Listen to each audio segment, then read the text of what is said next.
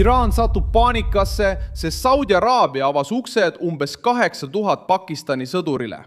JF-17 hävitajadroonid ja õhutõrje otse lahe piirkonnas, samal ajal kui Teheran üritab teeselda, et kontrollib endiselt kriisi kulgu. See on neljapäeval 21. mail 2026. Oluline pole mitte ainult välisvägede saabumine Saudi Araabia territooriumile, vaid ka selle taga olev poliitiline sõnum. Araablased valmistuvad võimalikuks maismaa sissetungiks, et kaitsta baase, piire, sadamaid, energiarajatisi ja kõiki tundlikke punkte, mida Iraan või tema relvarühmitused võivad püüda Saudi Araabiat ähvardada. Ta ei kutsunud Pakistani sümboolika pärast, vaid sellepärast, et teab, et sõda võib uude faasi minna.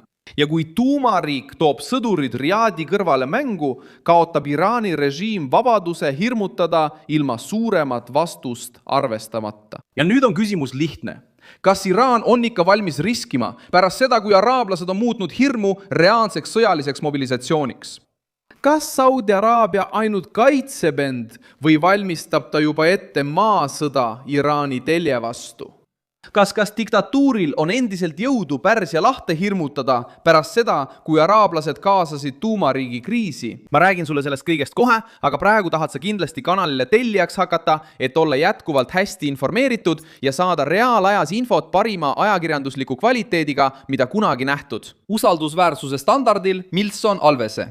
See liikumine ei tekkinud tühjalt kohalt. Saudi Araabia oli jälginud droone, mis ületasid piirkonda, baase hoiti valves ja Iraaniga seotud relvarühmitused püüdsid survet avaldada. Isegi suurte operatsioonide pausil 17. mail 2026. Saudi Araabia kaitseministeerium teatas, et on alates sellest päevast oma õhuruumi sisenenud 3 drooni kinni püüdnud ja hävitanud. See juhtum näitas, miks Riad ei taha tugineda ainult ametlikele teadetele ja välistele lubadustele. Kui droon lendab üle piirkonna ja sunnib õhutõrjet tegutsema, saab kuningriik aru, et oht ei ole enam kaugel. Ta testib läbipääse, marsruute ja nõrkusi. Pakistanil on selles kriisis selge roll. Islamabad ei saatnud mitte ainult vaatlejaid, nõunikke ega pelgalt sümboolset kohalolekut. Teatatud jõud hõlmab sõdureid, hävitajaid, droone ja Hiina päritolu õhutõrjesüsteemi HQ-9. See pakett muudab sõjalise kohaloleku kaalu. Maaväelane teenib selleks, et kaitsta rajatist, tugevdada baasi, hoida tundlikku ala ja reageerida, kui rünnatakse piiri või strateegilist infrastruktuuri. Hävitaja ja õhutõrje on selleks, et sulgeda õhuruum. Droon on selleks, et jälgida ja reageerida. Selle kõige summa loob kaitsevöö, mida Teheran peab arvesse võtma enne, kui otsustab provotseerida. Pakistani kohalolek näitab samuti Riadi poliitilist valikut. Saudi Araabia ütleb, et ta ei kavatse vaikides pealt vaadata iga Iraani ähvardust ega oodata, kuni ajatollade režiim otsustab, millal ja kus paanikat külvata. Saudi kuningriik toob enda lähedale pikaajalise partneri, kellel on suur armee, sõjaline kogemus ja otsene side Hiina varustusega. Reuters teatas, et pakt võimaldab palju suuremat tugevdamist. Vajadusel võib Pakistani sõjaväelaste arv ulatuda kuni 80 000, nii kui olukord halveneb. See number hirmutab Teherani, sest näitab, et need 8000 sõdurit võivad olla vaid esimene kiht suuremast mobilisatsioonist. Iraan läheb endast välja, sest see koosseis võtab neil psühholoogilise eelise. Aastaid on Iraani režiim panustanud kaudsele survele, relvarühmitustele, droonidele ja ähvardustele energiarajatiste vastu, et sundida vastaseid taanduma. Nüüd paneb Saudi Araabia kokku kaitsesüsteemi, mis ühendab välissõdureid, lennuväge, jälgimist ja õhutõrjet. See ei ole välja kuulutatud sissetung Teherani vastu, vaid nähtav ettevalmistus sissetungi takistamiseks, sissetungide tõkestamiseks ja reageerimiseks juhul, kui sõda muutub maismaa sõjaks. See erinevus on oluline, kuid ei vähenda pinget. Vastupidi, see näitab, et Ar-Riyad on edasi liikunud. Saudi Araabia valmistub halvimaks ilma Iraanilt luba küsimata. Rünnak Baraka tuumajaama piirkonna vastu Araabia Ühendemiraatides lisas sellele tõlgendusele veelgi kaalu. Reuters teatas, et droonid tabasid jaama ilma kiirguse lekketa, mis on pretsedenditu juhtum Pärsia lahe Araabia monarhiate jaoks. Isegi ilma tuumakatastroofita oli sõnum ohtlik. Kui sellise suurusega rajatis satub sihikule, peab kogu Pärsia lahe julgeolekusüsteem muutuma. Saudi Araabia sai sellest signaalist aru. Araabia Ühendemiraadid said samuti aru. Kriis ei olnud enam ainult vaidlus Washingtoni ja Teherani vahel, vaid puudutas otseselt nende Araabia riikide julgeolekut, kes toetavad piirkonna majanduse keskset osa. Washington jälgib seda arengut huviga, sest see suurendab survet Iraani vastu, ilma et Ameerika Ühendriigid peaksid üksi kogu sõjalist koormat kandma. Trump on juba hoiatanud, et võib veelgi karmimalt tegutseda, kui Iraani režiim ei nõustu lahendusega, mis takistab tuumaprogrammi edasist arengut.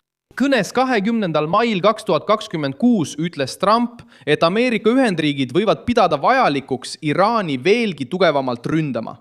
Kui Iraan räägib ettepanekust, siis Saudi Araabia võtab vastu vägesid. Kui Teheran palub sanktsioonide leevendamist, sulgeb Pärsia lahe piirkond oma õhuruumi. Kui režiim püüab end ohvrina näidata, siis tema enda ähvardused soodustavad tema ümber kaitsekoalitsiooni teket. Pakistani roll jätab Iraani ebamugavasse olukorda.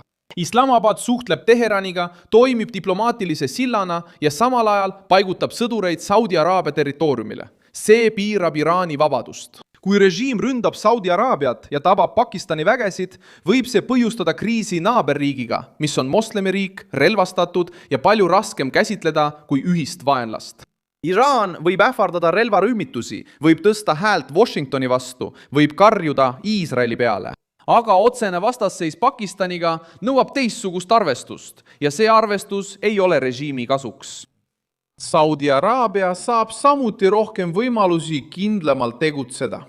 Kui Pakistani väed kaitsevad tundlikke punkte, saab Riyadh suunata osa oma tähelepanust droonide jälgimisele, Iraagist tulevate marsruutide jälgimisele, energiarikka idaosa tugevdamisele ja läänealade kaitsmisele, kus sadamatel ja logistilistel koridoridel on tohutu väärtus. Kuningriik ei pea iga oma positsiooni välja kuulutama. Piisab sellest, kui tehakse selgeks, et agressioon ei leia katmata territooriumi. See on selline kaitse, mis ei tee iga päev lärmi, kuid muudab ründaja jaoks arvutusi. Järgmine samm sõltub Teheranist.